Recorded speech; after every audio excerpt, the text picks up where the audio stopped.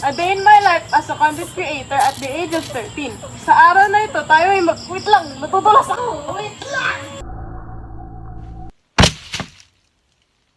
Mama! Si ate! Ha? Ano nangyari? Nahulog sa puno! Nagpa-vlog-vlog pa kasi! Halika, dalhin natin siya sa ospital!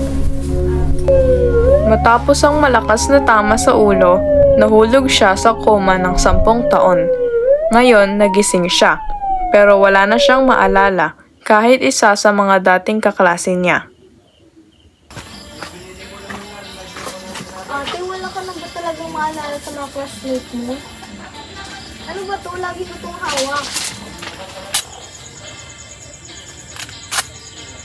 Camera lang pala to. Ang luma-luma na.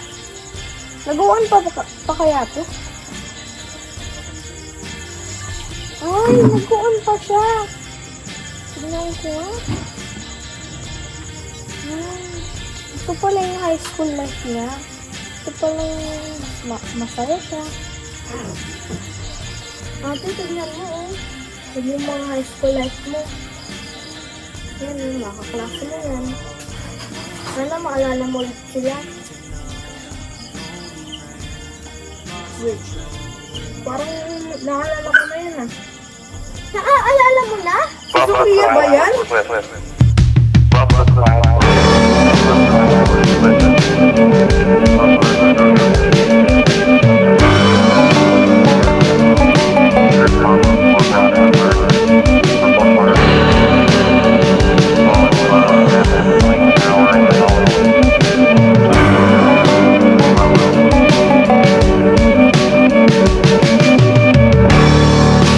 Where'd all the time go? It's starting to fly.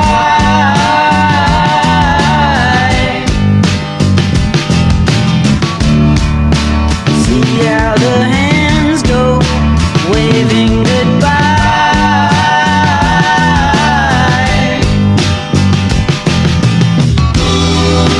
No, I get so forgetful when I look in your eyes.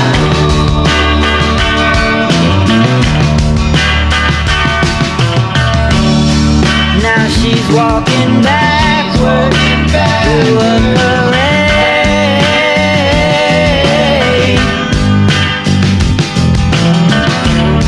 and I'm stuck in the shadow, locked in the shade.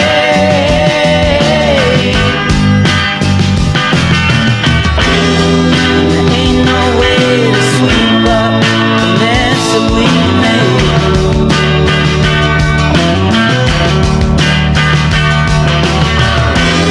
She gets dressed up like a pillow, so she's always in bed. Flowers for the sick and dead. She's on the go, way too fast and way too slow. She'll turn the stone with hospitals and funeral homes. And when the fall rises, somebody sighs who is not in disguise anymore.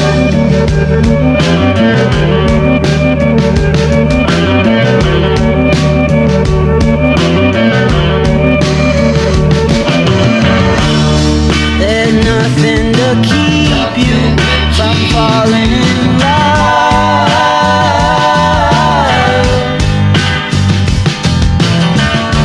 Ingat lagi. Huwag gumawa ng delikadong bagay para lang sa views. Unahin mo lagi ang kaligtasan. Iwasan ang mga biglang aksyon na pwedeng magdulot ng aksidente at amnesia. Gaya ng nakita nyo sa introduction ng video.